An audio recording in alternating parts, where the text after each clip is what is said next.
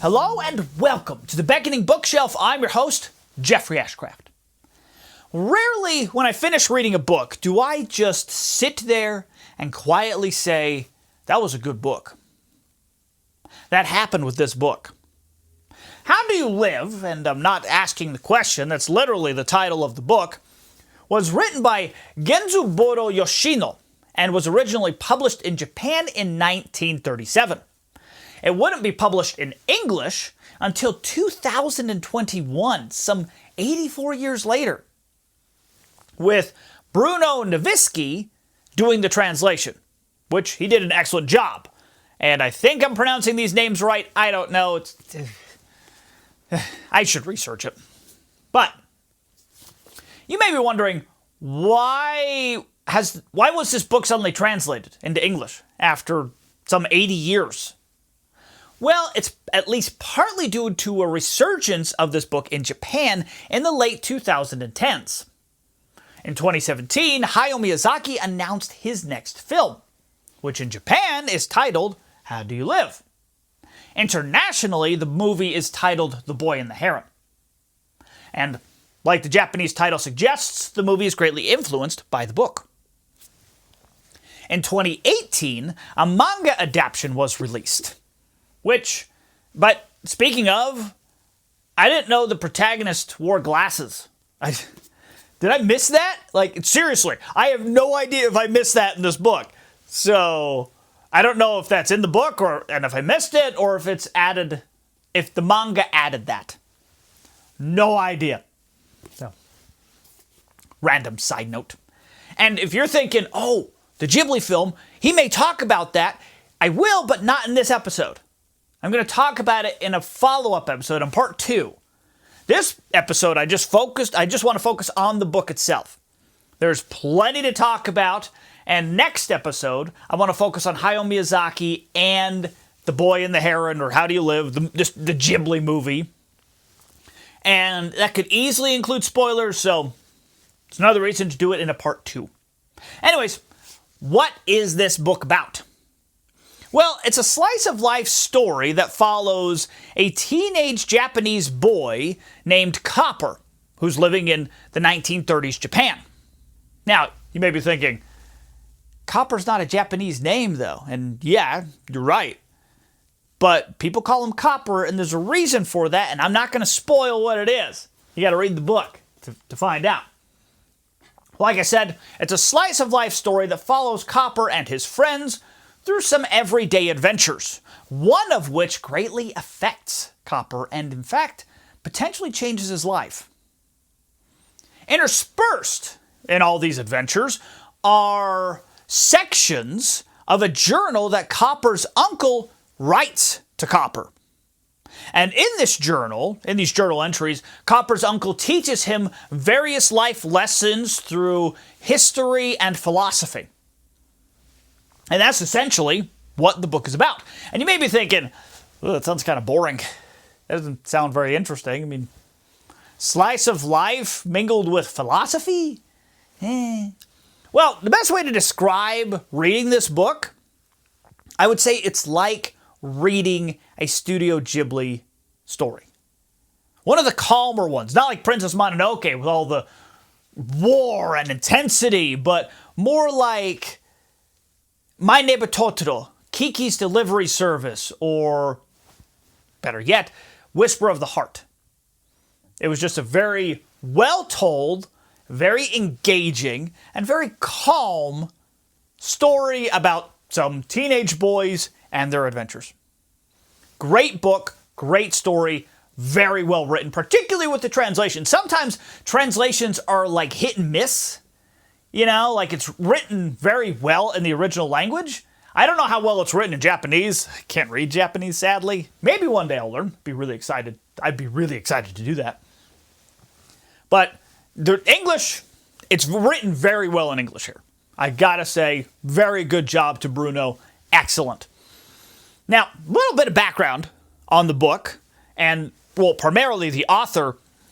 This may not be, well, it isn't exactly the book that Yoshino was originally intended to write. So, Yoshino, to give a little history on him, he was apparently a bit of a political activist in 1930s Japan. He kind of disagreed with the Japanese government and was even thrown in prison on one occasion due to his political beliefs. At least that's what I understand. Well, at some point, his friend got Yoshino a job as an editor for youth literature. And his friend, Yoshino and his friend, decided that they would write a textbook on ethics targeted towards youth. Now, if you're thinking, well, that doesn't sound very fun. Well, Yoshino thought the same thing. He figured, no kid is going to want to read a textbook. Which, yeah, I mean, I love books. Books are awesome. And I'd be hard-pressed to find a book that sounds more boring than a textbook. I mean, textbooks just, in and of just the name itself, just like, ugh. Yeah, it's exhausting in its nature. So instead, he decided to write a novel. So, practically, this book is a ethics textbook in story form for teenagers. Primarily teenage boys. I think anyone could read it and get a lot out of it, but the target audience is clearly teenage boys. And I think he did an excellent job interweaving these lessons on ethics. Because, like I said, there's the story portion in which we follow Copper on his everyday adventures, and the journal portions in which his uncle takes what Copper is experiencing and uses history and philosophy to teach him life lessons. So that's pretty much the textbook portion. And I think it's very well done, very well interwoven, and I learned a lot. It was all very fascinating, both in history and just different views on philosophy and ethics. It was great. I learned a ton from this book. Very fascinating. And if I were to sum up the book in three main themes that are just kind of overarching, like what the book is really trying to get across, if I were to just do it as general as possible, I would say first, it's the importance on learning from history. Like learning about history and learning from it. This book includes a lot of history, and it's not just Japanese history, it's international history. Talks about Newton, Copernicus, Napoleon, the history of Buddha statues, which I had no idea about. Learned a lot there. That was fascinating. And so that's the first thing, is just how important history is and learning from it. Second, the importance of recognizing human interconnection, on the fact that we're practically all interconnected somehow. Like, it's possible that I am somehow connected to every single person on the planet.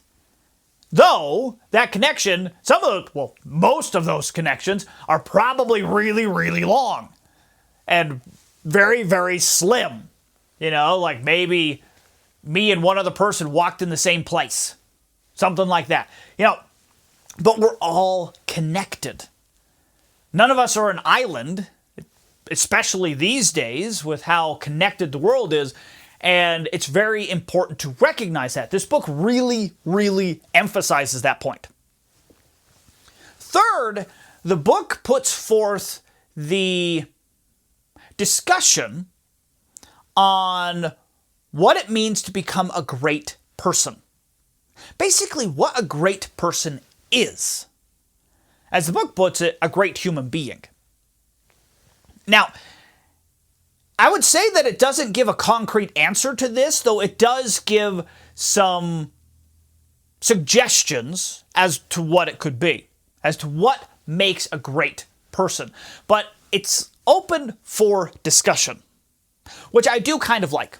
I appreciate that it allows, well, not just allows, but at one point it literally says that each person has to figure this out for themselves, which I honestly agree. This book has a great focus on self-reflection. Figuring out who we actually are. And this book really did encourage me to basically reflect on how I live my life. That's one of the main focuses of the book, is it asks two questions. First is, of course, the title of the book, how do you live? There's another question that I'm not going to spoil here, but the author really does kind of expect you to answer these questions. He really does. It's like he is writing to you directly and speaking to you directly. And he encourages you to reflect on the things that are included in this book and to do some self-reflection inside to see if you are a great person or if you are striving to be a great person. And I really enjoyed that. I love how it was presented. And it wasn't presented in a lecture type way. It was presented in a very open manner, which I really appreciated. And of the various philosophies, ethics, and morals that were discussed in this book, I'd say I agree with probably 96% of them. There's a few things that, just minor things, honestly, that I don't fully agree with. Like, to give an example, and I understand this is Japanese culture, particularly back in the 1930s, there's just heavy respect for your elders, and I think it kind of goes a little too far in that direction. I agree, respect your elders. 100% I agree with that. But I think the book kind of pushes it a little too much, but I understand that there's some Japanese culture there, some culture differences.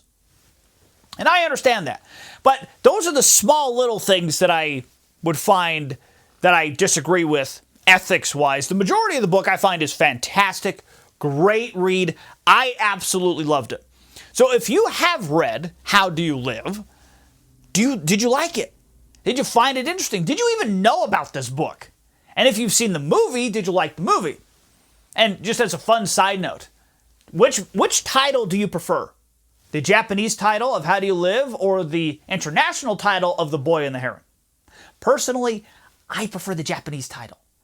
I have suspicions as to why they changed the title for international theaters, but international audiences, I still like the original title better. But that's all I have for you today. Thank you for being here. Thank you always for being here. I hope you joined for part 2 because it's a Studio Ghibli movie we're going to be talking about. Studio Ghibli movies are fantastic. So I hope you join and go find yourself a good book.